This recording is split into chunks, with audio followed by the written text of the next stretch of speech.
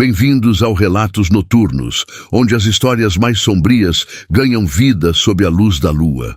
Prepare-se para entrar em um mundo onde o real e o sobrenatural se encontram, desafiando a sanidade e testando sua coragem. Ajuste o volume, apague as luzes e mergulhe em mais um relato que fará sua espinha gelar. Inicie essa jornada de terror e mistério agora. A noite na nova casa de Elisa e Marcos era normalmente tranquila, um refúgio em meio ao caos urbano. Mas naquela semana, uma série de eventos estranhos começou a perturbar a paz do casal. Primeiro, foram os sons leves que ecoavam nas paredes à noite, como sussurros abafados ou o arranhar de unhas.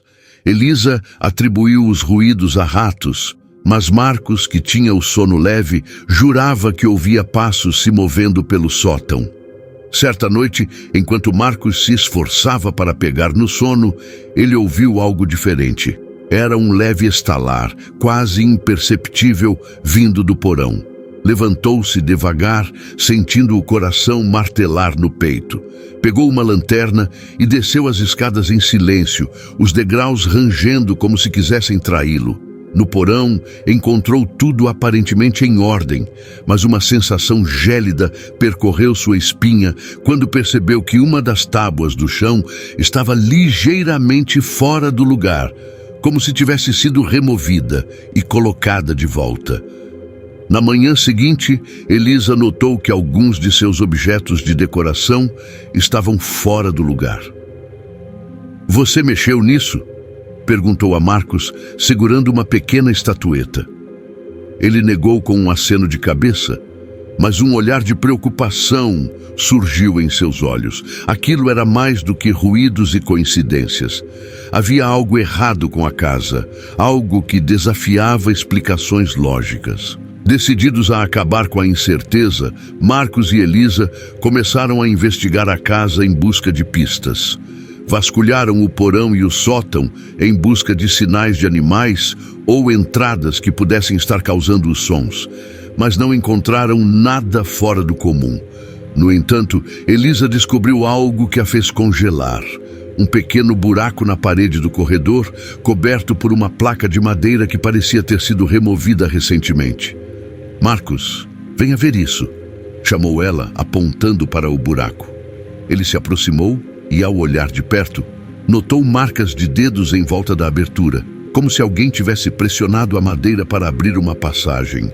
Um arrepio percorreu a espinha de ambos, e o silêncio pesado da casa parecia intensificar a sensação de perigo iminente. Quem mais sabia daquele buraco? E quem o usava? Enquanto tentavam dormir naquela noite, novos ruídos começaram. Agora não eram apenas estalos ou arranhões, eram sons inconfundíveis de algo ou alguém caminhando acima de suas cabeças. Elisa se encolheu na cama e Marcos, com a respiração acelerada, sussurrou: "Amanhã vamos chamar a polícia." Na manhã seguinte, a polícia veio e fez uma vistoria superficial, mas não encontrou evidências de uma invasão. O oficial que os atendeu tentou acalmar o casal, sugerindo que talvez fosse apenas o barulho natural de uma casa velha. Insatisfeito, Marcos decidiu agir por conta própria. Ele comprou uma câmera de segurança e instalou no corredor, apontando para a entrada do sótão e as passagens menos visíveis da casa. Naquela noite, Elisa estava mais tensa do que nunca. Tentava se concentrar em um livro, mas seus olhos constantemente se voltavam para a câmera no corredor, visível pelo monitor do laptop. Por volta das 2 da manhã, um som peculiar os acordou. Uma batida surda, seguida de um leve arranhar.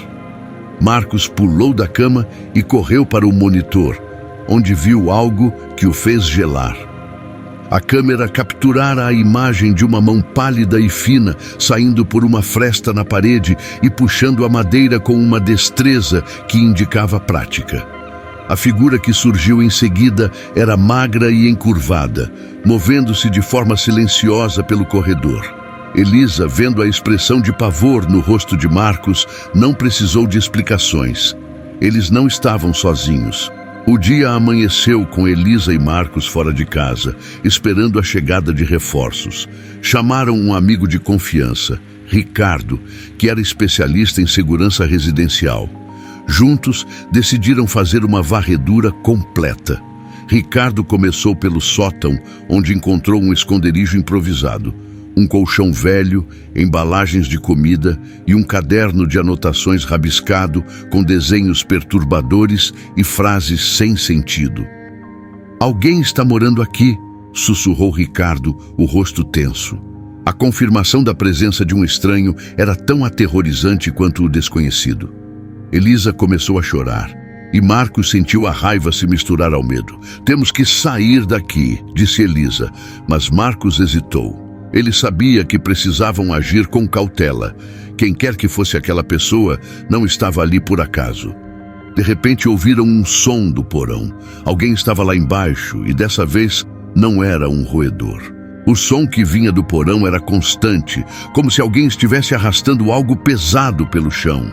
Elisa segurou o braço de Marcos com força, enquanto Ricardo, armado com uma lanterna e uma barra de ferro, gesticulava para que o seguissem em silêncio.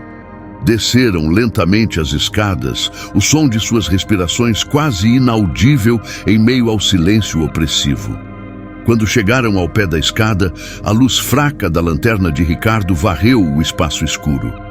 Havia sombras dançando nas paredes de pedra e madeira, projetadas de maneira a parecerem figuras sinistras. E então, o silêncio. O som havia parado, como se a própria casa estivesse prendendo a respiração. Marcos engoliu em seco e deu um passo à frente, quando, de repente, uma figura emergiu da escuridão.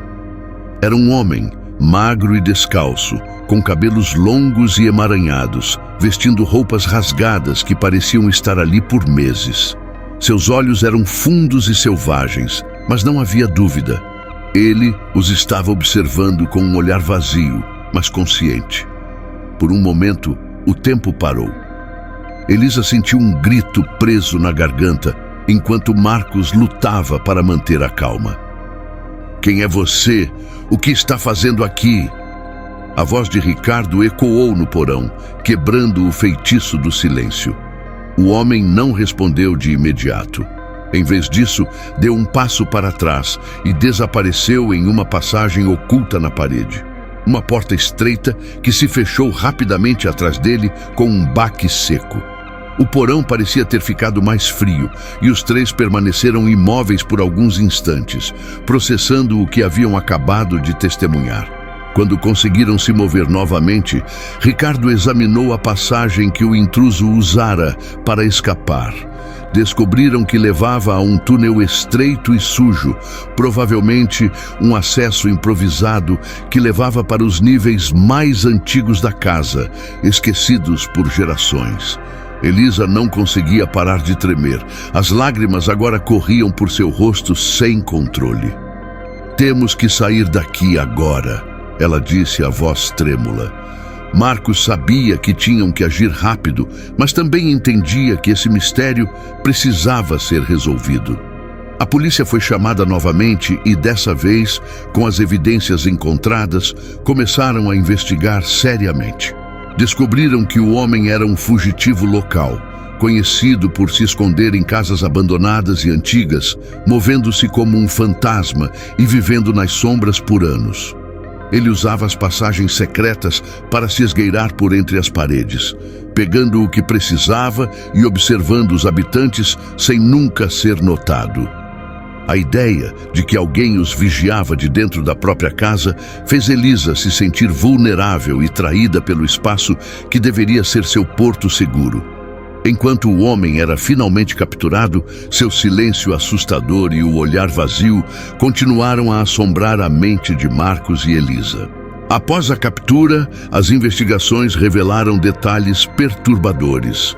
O caderno encontrado no sótão pertencia ao homem e suas páginas continham anotações sobre as famílias que moraram na casa antes de Marcos e Elisa.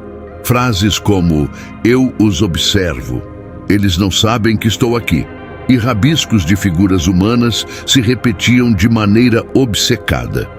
Ele documentava o cotidiano das pessoas, anotando horários, hábitos e conversas, como se fossem personagens de sua própria história silenciosa. Elisa não conseguia mais dormir na casa. Cada estalo da madeira, cada vento que batia nas janelas, trazia de volta a sensação de estar sendo observada. A casa, embora limpa da presença física do homem, continuava a ser um lugar onde o medo se escondia nas sombras. Marcos decidiu que era hora de se mudarem, apesar da tristeza de deixar a casa que tanto sonharam. A vila nunca mais foi a mesma para eles. Os moradores murmuravam sobre o incidente, cada um acrescentando seu próprio toque de mistério à história. Alguns diziam que o homem era um espírito inquieto, que possuía quem ousava entrar em suas passagens. Outros falavam de um ser humano degradado pela solidão que transformou a casa em seu domínio pessoal. Meses após terem se mudado, Elisa e Marcos começaram a reconstruir suas vidas em outro lugar, mas o trauma daquela experiência ainda os acompanhava. Elisa passava horas olhando pela janela, observando o mundo com um olhar diferente, mais atento, mais temeroso. Marcos, por sua vez, se tornou mais protetor e vigilante, sempre atento a cada detalhe que pudesse indicar uma ameaça. Certa noite, enquanto revisava algumas caixas de mudança, Marcos encontrou o caderno de anotações que achava ter deixado com a polícia. Ao abri-lo, sentiu um calafrio ao perceber uma nova anotação em uma página que antes estava em branco. "Eu ainda observo." Marcos deixou o caderno cair no chão, as palavras ecoando na sua mente como um sussurro sombrio. Sua respiração ficou pesada e um suor frio percorreu sua nuca. Elisa, percebendo a expressão de terror do marido, correu até ele. Quando viu a nova anotação, ficou pálida. O silêncio da casa pareceu se fechar ao redor deles, como uma prisão invisível. Decidiram naquela mesma noite que não poderiam continuar ali. Pegaram o que puderam carregar e deixaram a casa para sempre, dirigindo para um lugar mais seguro, sem olhar para trás. A sensação de estarem sendo observados, no entanto, nunca os abandonou por completo. Mesmo em um novo lar, sentiam que algo os acompanhava, um peso que se instalara em suas mentes e que nunca mais os deixaria descansar plenamente. O caderno foi entregue às autoridades, mas as investigações não chegaram a nenhuma conclusão. A última anotação permanecia um mistério, uma lembrança de que, em algum lugar nas sombras, talvez houvesse algo, ou alguém ainda observando sempre à espreita. E naquela casa abandonada, onde o silêncio reinava e as paredes guardavam segredos, o eco dos passos invisíveis ainda se podia ouvir em noites mais escuras. Se você gostou deste relato e quer ouvir mais histórias que desafiam sua coragem, não se esqueça de se inscrever no canal, curtir o vídeo e ativar o sininho para receber as próximas histórias assim que forem publicadas. E lembre-se, o medo pode estar mais perto do que você imagina. Envie suas próprias experiências assustadoras para o e-mail na descrição e veja sua história ganhar vida em nossos próximos vídeos.